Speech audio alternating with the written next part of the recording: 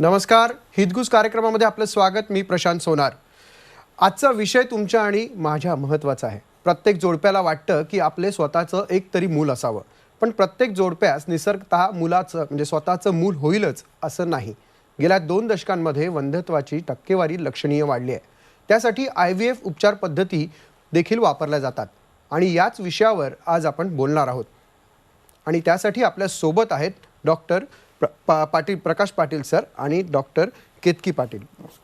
आपलं स्वागत या कार्यक्रमामध्ये. टेस्ट ट्यूब बेबी आणि आधुनिक उपचार पद्धती या संदर्भात हे दोघेही डॉक्टर आपल्याला माहिती देणार आहेत. मी डॉक्टरांची ओळख करून देतो. डॉक्टर प्रकाश पाटील आपल्यासोबत आहेत, ज्यांनी 250 बेड्स असलेल्या लाईफलाईन हॉस्पिटल सुरू केलेलं आहे, जे पनवेलमध्ये आहे आणि त्याचे चेअरमन आणि MD ते आहेत. गायनेकोलॉजिस्ट कन्सल्टंट देखील आहेत. गेली 34 वर्ष IVF आणि लेप्रोस्कोपी सर्जन म्हणून रायगड आणि नवी मुंबईत ते कार्यरत आहेत. गेल्या 25 वर्षात साधारण 10,000हून अधिक टेस्ट ट्यूब बेबींचा जन्म त्यांच्या देखरेखीखाली झाला आहे. महाराष्ट्र सरकारतर्फे 1988-89 या काळात 45,000हून अधिक फॅमिली प्लॅनिंग शस्त्रक्रिया त्यांनी केल्या. त्याबद्दल त्यांचा गौरव देखील करण्यात आला आहे. आपल्यासोबत डॉक्टर केतकी पाटील मस्के या देखील आहेत, ज्या स्वतः कन्सल्टिंग गायनेकोलॉजिस्ट आहेत, IVF कन्सल्टंट आणि लेप्रोस्कोपिक सर्जन म्हणून त्या काम पाहतात. गेली जवळजवळ 14 वर्षांचा अनुभव त्यांच्या पाठीशी आहे. लाईफलाईन IVF सेंटर रायगड आणि नवी मुंबईत त्या आता कार्य पाहत आहेत. फेलोशिप त्यांनी घेतलेली आहे IVF ऑक्सफर्ड लंडनमधून. त्याचबरोबर लेप्रोस्कोपीच्या संदर्भातली फेलोशिप त्यांनी घेतली आहे फ्रान्समधून. आपलं दोघांचंही स्वागत. आणि दोन्ही डॉक्टर आपल्याला उपचार पद्धतीसाठी उपलब्ध असू शकतात, ते म्हणजे पनवेल, वाशी, खारघर, डोंबिवली, ठाणे, पुणे या भागांमध्ये. आपण सुरुवात करूयात आजच्या विषयाला. केतकी मॅडम, तुम्ही सांगाल की कोणत्या जोडप्यांना IVFचा उपचार देण्याचा सल्ला तुम्ही करता? आमच्या क्लिनिकमध्ये येणाऱ्या IVFचे जोडपे जे असतात त्याच्यामध्ये दोन गट असतात. पहिले ग्रुपमधले जे असतात ते जस्ट दे ट्राईंग प्रेग्नन्सी, ते प्रेग्नन्सीसाठी ट्राय करत असतात आणि त्यांनी काहीच तपासण्या केलेल्या नसतात, तर त्या आमच्याकडे एकदम फ्रेश येतात. दुसरा ग्रुप असतो जो भरपूर तपासण्या करून चुकलेले असतात, त्यांनी ऑलरेडी भरपूर उपचार केलेले असतात आणि ते थकून आमच्याकडे आलेले असतात. तर आपण पहिल्या ग्रुपबद्दल आधी बोलू. पहिल्या ग्रुपमध्ये जेव्हा स्त्री आणि पुरुष आमच्याकडे येतात तेव्हा आम्ही स्त्रियांच्या काही बेसिक तपासण्या त्यांना सांगतो, जे हॉर्मोनल टेस्ट असतात आणि जसं AMH, FSH, LH, प्रोलॅक्टिन ज्या मेडिकल टेस्ट असतात त्या, आणि एक सोनोग्राफी सांगतो. पुरुषांचं आपण बेसिक सीमेन अनालिसिस सांगतो आणि ह्या दोन्ही टेस्ट त्यांना आम्हाला त्याचे टेस्ट रिपोर्ट्स आमच्याकडे घेऊन यायला सांगतो. जर दोघांचे टेस्ट रिपोर्ट्स नॉर्मल आले तर आम्ही पहिले 3 ते 6 महिने त्यांना बेसिक मेडिकल ट्रीटमेंट देऊन नॅचरली ट्राय करायचा संधी देतो. सेकंड, जर त्याच्यामध्येही आपल्याला 3 ते 6 महिन्यात जर यश मिळालं नाही आणि जर पुरुषाचे रिपोर्ट्स नॉर्मल असतील तर मग आपण स्त्रीची डायग्नॉस्टिक लॅप्रोस्कोपी करतो, हिस्ट्रॉस्कोपी आणि क्रोमोपर्ट्युबेशन करतो. डायग्नॉस्टिक लॅप्रोस्कोपी म्हणजे काय, तर ही एक प्रकारची शस्त्रक्रिया आहे जी दुर्बिणीद्वारा केली जाते. आणि जर तुम्ही बघत असाल तर हे मॉडेलमध्ये त्याच्यामध्ये आपण गर्भाशय बघतो, अंडकोश बघतो आणि गर्भनलिका बघतो. गर्भाशयामध्ये जर गाठी असतील, ज्याला फायब्रॉइड्स म्हणतात, किंवा जर पडदा असेल ज्याला युट्राइन सेप्टम म्हणतो, जर ते असेल तर आपण त्याचं निदान तिथल्या तिथे करतो, ती गाठी काढतो किंवा आणि त्या सेप्टमला आपण कट करतो. जर अंडकोश असेल, अंडकोशामध्ये कधी कधी रक्ताच्या गाठी असतात, त्या गाठी आपण काढतो, त्याला एंडोमेट्रॉसिस म्हणतात आणि त्या गाठी काढल्याने त्यांची अंड बनवण्याची कपॅसिटी चांगली होते. मग आपण कधी कधी PCOD सारखा जो प्रॉब्लेम असतो काही महिलांमध्ये, तर त्यांचं जे आवरण असतं ते थिक असतं, त्याच्यामध्ये मग आपण त्याला लॅप्रोस्कोपिक ओव्हॅरियन ड्रिलिंग करतो. तर आपण ते ओव्हरीवर करतो. Last but not the least, the tube खूप महत्त्वाची असते. ती फॅलोपियन ट्यूब असते. ह्या ज्या 2 नळ्या असतात, गर्भनलिका, याच्यामध्ये ब्लॉकेज आहे की नाही आपण ते बघतो. आपण खालून औषध सोडून ते ब्लॉकेज काढायचा प्रयत्न करतो. कधी कधी आपल्याला हिस्ट्रॉस्कोपी म्हणजे गर्भाशयामध्ये दुर्बीण टाकून हिस्ट्रॉस्कोपिक ट्यूबल कॅन्युलेशन करून तो ब्लॉकेज काढायचा प्रयत्न करतो. जर ह्या सगळ्या याच्यामध्ये आपली लॅप्रोस्कोपी झाल्यावर सगळं नॉर्मल निघालं आणि पुरुषाच्या तपासण्या जर नॉर्मल असतील तर मग आपण त्यांना लॅप्रोस्कोपी नंतर 2 ते 3 महिने IUI करायचा सल्ला देतो. ह्या IUI मध्येही त्यांना सक्सेस नाही मिळालं तर मग आपल्याकडे IVFचा पर्याय असतो. तर हे जे नवीन पेशंट्स आलेले असतात त्यांना डायरेक्टली IVF कोणीही सांगत नाही. आपण स्टेप बाय स्टेप IVFकडे जातो. जो सेकंड ग्रुप आहे ज्यांनी ऑलरेडी भरपूर तपासण्या केलेल्या आहेत, उपचार केलेले आहेत आणि मग त्या उपचार करून ते थकून आमच्याकडे आलेले असतात. मग त्यांचा जास्त वेळ वाया न घालवता आम्ही त्यांना डायरेक्टली IVFचा सल्ला देतो. पण त्यांच्या तपासण्या बघून की हॅव दे अंडरगॉन सगळ्या गोष्टी झालेल्या आहेत का आणि मग आणि जे तपासण्या करून आलेले असतात ते 35+ असतात आणि ज्या बायका 35+ असतात त्यांना आम्ही मग आमच्या कॉन्फिडन्समध्ये घेऊन की नाही आता डोंट वेस्ट युअर टाईम, आता तुम्ही IVFचा प्रयत्न सुरू करा.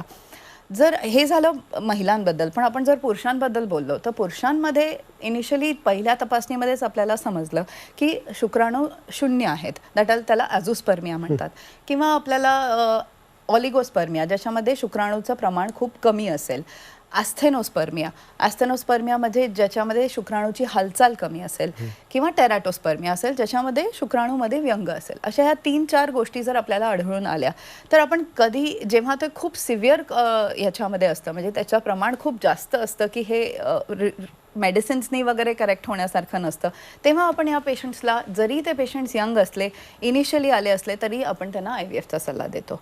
आणि काही पुरुषांमध्ये OAT म्हणतात, ऑलिगो ॲस्थेनो टेराटोस्पर्मिया, म्हणजे ह्या 3-4 गोष्टी एकत्र असतात. मग ह्या पेशंट्समध्ये अजून वेळ वाया न घालवता त्या स्त्रीचं वय जास्त वाढू न देता आपण त्यांना IVFचा सल्ला देतो. So we do IVF only in selected patients. नाही, तुम्ही म्हणालात म्हणजे स्त्रीचं वय किंवा एकंदरीत वयाचा संबंध, तो वयाचा आणि IVFच्या ट्रीटमेंटचा काही संबंध असतो का आणि तो असल्यास त्याचा सक्सेस रेशिओवरती काही परिणाम होतो का? प्रशांत, हा अतिशय कॉम्प्लेक्स प्रश्न आहे, नो डाऊट. नॉर्मली IVFचं सक्सेस किंवा ट्रीटमेंट कुठल्या वयात केली जाते किंवा सक्सेस आणि वयाचा काही संबंध आहे का, तर नाही, डायरेक्टली अर्थार्थी संबंध नाही आहे. पण आपण जसं मगाशी डॉक्टर केतकी म्हणाले तर 2 ग्रुप्स असतात नॉर्मली. अशा याच्यामध्ये जर यंग पेशंट असतील आणि त्यांना जन्मतःच हायपोगोनॅडिझम म्हणजे त्यांचे हार्मोन्स जर ॲबनॉर्मल असतील तर अशा वेळेस त्यांच्यामध्ये अंडी तयारच होत नाहीत. म्हणजे अशा पेशंट्समध्ये सक्सेस रेट हा कमी असतो. शिवाय दुसरा जो ग्रुप आहे की जो 35+ अशा पेशंटमध्ये सुद्धा आपण याच्याबद्दल म्हणू शकत नाही की यांच्यामध्ये कमी असतो असं. कारण सक्सेस रेट हा ठरवण्यासाठी 3-4 गोष्टी आहेत. सक्सेस रेट महत्त्वाचं काय असतं की गर्भाशयाचं आतलं आवरण, ज्याला आपण एंडोमेट्रियम म्हणतो, जे अस्तर ज्याच्यामध्ये गर्भ रुजतो, आणि ते जर चांगलं असेल तर गर्भ रुजण्याची शक्यता जास्त असते आणि सक्सेस रेट पण जास्त असतो. पण काही 35+ बायकांमध्ये त्यांच्या स्वतःच्या अंड्यांपासून जर आपण गर्भ तयार केलं आणि जर गर्भामध्ये व्यंग असेल तरी देखील हे गर्भ रुजत नाहीत आणि सक्सेस रेट कमी होतो. त्यामुळे पण अशा काही बायका असतात की ज्यांच्यामध्ये गर्भाशयाचं आवरण चांगलं असतं आणि गर्भाची क्वालिटी पण चांगली असते. त्यामुळे 35 काय आमच्याकडे जवळपास 40पेक्षा जास्त वय असलेल्या बायकांमध्ये आता आमच्याकडे जवळपास 10,000पेक्षा जास्त बेबी जन्माला आले. त्यातले जवळजवळ 3,000पेक्षा जास्त बायका ह्या 40च्या वरच्या आहेत. त्यांच्यामध्ये देखील आपल्याला सक्सेस मिळाला आहे. आणि अशाही काही बायका आहेत की ज्यांचं वय 30पेक्षा कमी आहेत आणि नॉर्मल असूनही त्यांच्यामध्ये यश मिळालं नाही आहे. त्यामुळे यश मिळणं, success rate in IVF not related to age age such. प्रत्येक पेशंटचं परिस्थिती वेगळी असते, सक्सेस रेट वेगवेगळा असतो. डॉक्टर, ही उपचार पद्धती याची ॲडव्हान्स जी पद्धती आहे ती कशी आहे, ती कोणत्या प्रकारे केली जाते? आता IVF सुरुवात होऊन जवळपास 35 ते 40 वर्षाचा काळ लोटला आहे आणि ह्या दरम्यान खूप सारे बदल त्यामध्ये आलेत, ॲडव्हान्सेस आलेत.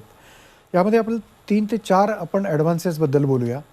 आता आपण जर बघत असाल त्या तुमच्या क्लिपमध्ये तर ह्याला आम्ही टाईम लॅप्स म्हणतो.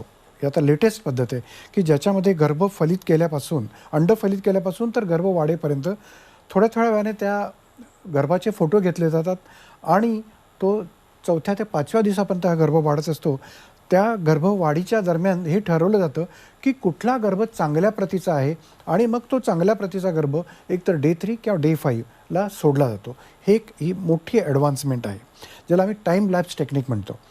दुसरं जे आता मगाशी आपण बघितलं ICSI इंट्रासायटोप्लाझमिक स्पर्म इंजेक्शन, एका अंड्यामध्ये एक शुक्राणू सोडून अंड फलित करणं, की जे एक वरदान आहे. मगाशी आपण जे मेल इन्फर्टिलिटीबद्दल डॉक्टर केतकी म्हणालेत की एखाद्या पेशंटचा शुक्राणूंचा जो काउंट असतो तो अतिशय कमी असतो, तो खूप कमी असेल तर त्यावेळेस आपल्याला शुक्राणू उपलब्ध नसतात. त्यामुळे एका अंड्यामध्ये एक शुक्राणू सोडून हे ICSI टेक्निक जे आहे इट्स अ गोल्ड स्टँडर्ड, ती एक मोठी देण आहे या खास करून मेल इन्फर्टिलिटीमध्ये. हे दुसरं आहे. तिसरं आहे की नवीन नवीन जे टेक्निक्स आहे गर्भाशयाचं आतलं आवरण तयार होण्यासाठी. बऱ्याच वेळा फेल का होतं IVF? कारण गर्भाशयाचं आतलं आवरण वीक असतं. मग अशा वेळेस आम्ही काय करतो, प्री IVF हिस्ट्रोस्कोपी म्हणतात त्याला, की ज्यामध्ये आम्ही गर्भाशयाचं आतलं आवरण चांगलं तयार होण्यासाठी त्याला स्क्रॅचिंग करतो. थोडक्यात जसं शेतकरी बीज पेरण्याच्या आधी नांगरतो आणि मग बीज टाकतो, त्या पद्धतीने आम्ही स्क्रॅचिंग करत असतो गर्भाशयामध्ये. आणि शिवाय एक टेक्निक आहे ज्याला PRP, काही ठराविक पेशंट्समध्ये आम्ही त्या पेशंटची हिस्ट्रोस्कोपी करताना तिचं ब्लड घेऊन त्या ब्लडमधले पेशी आणि पाणी हे वेगवेगळं काढतो. त्या पाण्याला प्लाझ्मा म्हणतात. आणि हे प्लाझ्मा एखादं खत जमिनीत टाकावं त्या पद्धतीने आम्ही ते गर्भाशयाच्या आतल्या आवरणामध्ये इंजेक्ट करतो, की ज्यामुळे त्या गर्भाशयाच्या आतल्या आवरणाची गर्भ पकडण्याची एंडोमेट्रियल रिसेप्टिव्हिटी आपण ज्याला म्हणतो ती सुधारते आणि सक्सेस रेट वाढतो. हे बरेचसे काही ॲडव्हान्सेस अजूनही आहेत की जे आपल्याला या वेळेच्या अभावी डिस्कस करता नाही. पण ह्या ज्या मी गोष्टी सांगितल्या ह्या कॉमन गोष्टी आहेत किंवा ॲडव्हान्सेस आहेत की ज्याच्याने सक्सेस रेट पूर्वी जो खूप कमी होता तो आता खूप वाढला आहे. मग फेल होणाऱ्यांसाठी काही वेगळे उपचार असतात की त्यांनी निराश होण्याचंच कारण आहे? फेल होण्यासाठी मीच म्हणालो ना की आता फेल्ड IVF, तर फेल्ड IVFचे जे पेशंट आमच्याकडे येतात हे फेल एकदा किंवा दोनदा किंवा तीनदा वेगवेगळ्या सेंटर्सला त्यांनी ट्रीटमेंट केलेली असते, पण दुर्दैवाने त्यांचं फेल झालेलं असतं. अशा पेशंट्समध्ये आम्ही नॉर्मली 3 ते 4 उपचार सांगतो. मगाशी जे तुम्हाला सांगितलं की प्री IVF हिस्ट्रोस्कोपी करून PRP करणं. आता आपण जे क्लिप बघताय त्याला आम्ही LAH म्हणतो, लेझर असिस्टेड हॅचिंग. म्हणजे गर्भाशयात सोडण्याच्या आधी गर्भाशयाचं जे कवच असतं त्याची जाडी आम्ही मोजतो आमच्या मायक्रोस्कोपने. त्याची जी थिकनेस असते ती 18 मायक्रॉनपेक्षा जास्त जर असेल तर हा जो गर्भ आहे हा कधी कधी रुजत नाही. कारण गर्भाशयात सोडल्यानंतर 2 क्रिया गर्भाशयाच्या आतमध्ये होतात. एक म्हणजे हॅचिंग, दुसरं म्हणजे इम्प्लांटेशन.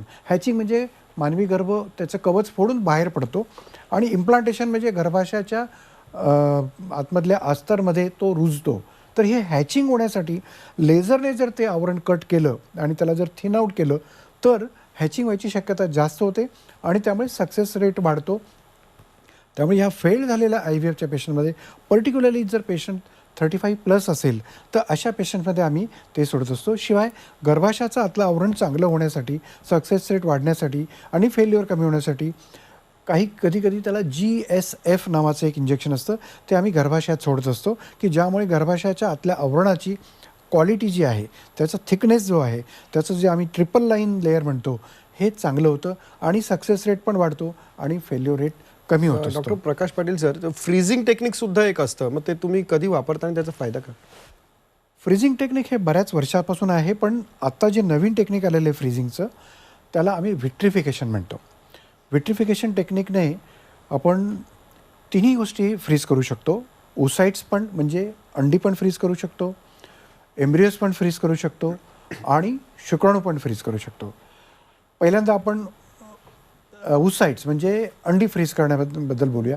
आजकाल ज्या मुली आहेत त्या करिअर ओरिएंटेड असतात, त्यांना स्वतःची अंडी जपून ठेवायची असतात. म्हणून बऱ्याच वेळा लग्न झाल्यानंतर लगेच किंवा कधीकधी अनमॅरिड मुलीसुद्धा स्वतःची अंडी तयार करून ती काढून ती फ्रीज करून ठेवतात आणि नंतर करिअरच्या मध्ये किंवा करिअरच्या पीकवर जेव्हा त्या लग्न करतात तेव्हा त्यांच्या हस्बंडचे शुक्राणू घेऊन ती अंडी काढली जातात. ती अंडी घेऊन हस्बंडच्या शुक्राणूतून फलित करून गर्भ तयार करून ते गर्भ मग त्यांच्या गर्भाशयात सोडले जातात, की जेणेकरून जेव्हा त्यांची अंड तयार करण्याची कॅपॅसिटी कमी झालेली असते किंवा संपलेली असते त्या काळात त्यांना प्रेग्नन्सी राहू शकते. हे झालं एक फ्रीजिंग. डॉक्टर, एक आपण ब्रेक घेऊयात. म्हणजे टेस्ट ट्यूब बेबी आणि आधुनिक उपचार पद्धती ही अत्यंत महत्त्वाची आहे आणि विशेषतः तुम्ही जर रायगड, नवी मुंबई यासारख्या एरियामध्ये किंवा खारघर, डोंबिवली, पुणेमध्ये असाल तर तुम्ही नक्कीच त्यांना संपर्क साधू शकता. तुर्तच आपण एक ब्रेक घेणार आहोत आणि याच विषयावर पुन्हा एकदा बोलणार आहोत. हितगुज या कार्यक्रमात आपलं पुन्हा एकदा स्वागत. टेस्ट ट्यूब बेबी आणि आधुनिक उपचार पद्धती या विषयावर चर्चा करतो आहोत. डॉक्टर प्रकाश पाटील आणि डॉक्टर केतकी पाटील आपल्यासोबत आहेत. डॉक्टर प्रकाश पाटील सर, तुम्ही फ्रीजिंग टेक्निक संदर्भात बोलत होता. फ्रीजिंगबद्दल आपलं उसाइट्स म्हणजे अंडर फ्रीजिंगचं झालं, आता आपण एम्ब्रिओ फ्रीजिंगचं म्हणूया. टेस्ट ट्यूब बेबी ट्रीटमेंट करताना जे गर्भ तयार करतो ते गर्भ आपण 2 याच्यात विभागतो. 3-3, 4-4 असे गर्भ विभागतो. अर्धे गर्भ पहिल्यांदा सोडतो. पहिल्यांदा जर सक्सेस मिळालं तर उरलेले गर्भ आपण 2 वर्षानंतर फ्रीज केलेले गर्भ काढून परत देत असतो. म्हणजे एका पेशंटला एकाच खर्चात 2 वेळा IVF करायची संधी आपण देत असतो. हे झालं फ्रीजिंगबद्दल. आता आपण मगाशी जे उल्लेख केला की एझोस्पर्मिया, एझोस्पर्मियाचे लोकांनी एक लक्षात ठेवायचं की एझोस्पर्मिया आहे म्हणून नाराज होण्यासारखं नाही आहे. एझोस्पर्मियामध्ये खूप ॲडव्हान्स ट्रीटमेंट आल्या ज्याला मी टेसा, पेसा आणि मायक्रोटेसे नावाची ट्रीटमेंट आहे, ज्यामध्ये IVF करताना आम्ही त्या पेशंटचे शुक्राणू त्याच्या अंडकोशामधनं इंजेक्शनच्या साह्याने किंवा मायक्रोटेसे करून त्याचे टेस्टिकल्समधनं छोट्या त्याच्या नळ्या काढून बारीक बारीक नळ्या असतात ज्याला आम्ही सेमिनिफेरस ट्यूब्यूल म्हणतो, त्याच्याद्वारे काढून ते शुक्राणू त्याचे गर्भ तयार करण्यासाठी वापरले जातात ICSI नावाच्या टेक्निकने. आणि गर्भ तयार करून त्याचं स्वतःचं मूल त्याला आम्ही देऊ शकतो. हे झालं एझोस्पर्मियाबद्दल. आणि मला आपल्या वंध्यत्व पीडित जोडप्यांना सांगायचं आहे की संयुक्त उपचार पद्धती देखील एक नवीन पद्धती, ज्यामध्ये आम्ही ॲलोपॅथीच्या जोडीला आयुर्वेदाची ट्रीटमेंट देऊन काही टेक्निक ज्या अशा ज्या आहेत की ज्याच्यामध्ये ॲलोपॅथीला रिस्पॉन्स देत नाही ते आयुर्वेदामधून रिस्पॉन्स देऊन त्यांना सक्सेस रेट त्यांचा वाढवू शकतो आयुर्वेदाच्या ट्रीटमेंट देऊन. मला वाटतं मगाशी एक डोनेशनबद्दल बोलता डॉक्टर केतकी म्हणालात की एक डोनेशनबद्दल डॉक्टर तुम्ही म्हणजे काय सल्ला द्याल एक डोनेशनच्या संदर्भात? एक डोनेशन प्रत्येक पेशंटला नाही लागत. फॉर दॅट मॅटर जर आपण बघितलं एखादी मुलगी जन्माला येते तेव्हा तिला तिच्या एग्ज ओव्हरीजमध्ये म्हणजे तिच्या अंडकोशामध्ये जे फिक्स नंबर ऑफ एग्ज असतात ते हळूहळू जसं जसं पिरियड्स येतात जसं तिचं वय वाढत जातं ते कमी होत जातात. आणि त्याची क्वांटिटी जेव्हा आणि क्वालिटी 35च्या एजनंतर खूप कमी होते. काही पेशंट ज्यांना यंग एजमध्ये ट्युबरक्युलोसिस झालेलं असतं किंवा एंडोमेट्रोसिससारखा आजार झालेला असतो, त्यांची एग कपॅसिटी कमी असते आणि म्हणून त्या पेशंट्समध्ये आम्ही त्यांना एक चान्स देतो की त्यांना आम्ही इंजेक्शन्स देतो, त्यांचे एग्स बनवायचा प्रयत्न करतो आणि त्या एग्सनी त्यांना गर्भ बनवून द्यायचा प्रयत्न करतो. पण जर त्यांना त्याच्यामध्ये जर सक्सेस नाही मिळालं तर मग आम्ही एग डोनेशनचा सल्ला यंग पेशंट्समध्ये देतो. ओल्डर पेशंट्स जे 35+ असतात त्यांच्यामध्ये पण आपण एक चान्स त्यांना देणं बनतं. प्रत्येक बाईला आपलं स्वतःचं मूल पाहिजे असतं, तर त्याच्यासाठी आपण एक त्यांना इंजेक्शन्स देऊन त्यांचे एग्स बनवायचा प्रयत्न करतो. पण जर त्याच्यानेही आपल्याला हे नाही मिळालं सक्सेस तर मग आपण त्यांना एग डोनेशनचं ऑप्शन रेडी ठेवतो. डॉक्टर, आपण ही उपचार पद्धती बोलतोय, मानसिकदृष्ट्या सुद्धा एखाद्या जोडप्याने कसं असलं पाहिजे या सगळ्या उपचार, कारण तो कितपत महत्त्वाचा भाग असतो? मानसिक त्यांचं जे कसं असतं की हे जे पेशंट असतात ना टेस्ट ट्यूब बेबी ट्रीटमेंट घेणारे, हे मी एक नेहमी उपमा देतो की हे रोलर कोस्टरमधनं फिरत असतात, कधी वर कधी खाली, कधी उलटं कधी पालटं. आणि त्यामुळे त्यांची ती मानसिक अवस्था ती खूप विचित्र झालेली असते. त्यामुळे अशा लोकांना मानसिकरित्या सपोर्ट करणं तेवढंच महत्त्वाचं आहे. फॉरेन कंट्रीजमध्ये असे मानसिक सपोर्ट देणारे ग्रुप्स आहेत की जे त्यांना देतात.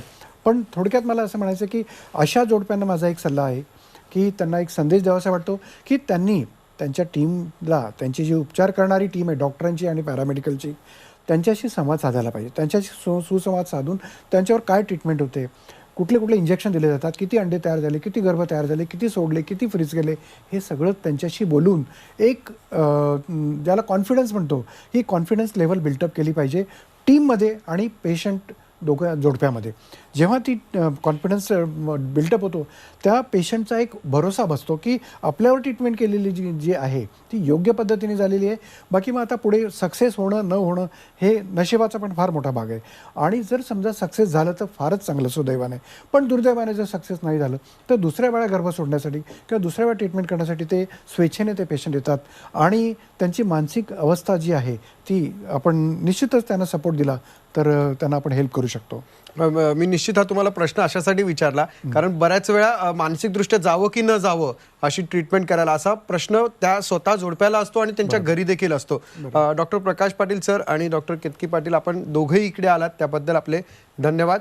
टेस्ट ट्यूब बेबी आणि आधुनिक उपचार पद्धती या विषयावर बोलत होतो. दोन्ही डॉक्टरांनी आपल्याला खूप चांगल्या पद्धतीने शास्त्रीय सल्ला दिलेला आहे आणि तो मानसिकदृष्ट्या आपल्याला सक्षमपणे जर पूर्ण करायचं असेल तर तुम्ही जे नंबर दिले होते त्यावरती संपर्क साधा. ठाणे, पुणे, खारघर या अशा विविध ठिकाणी सेंटर्स आहेत, त्या सेंटर्सला जरूर भेट द्या आणि कुठल्याही पद्धतीने निराश मात्र होऊ नका. धन्यवाद. छत्रपतींचा विचार म्हणजे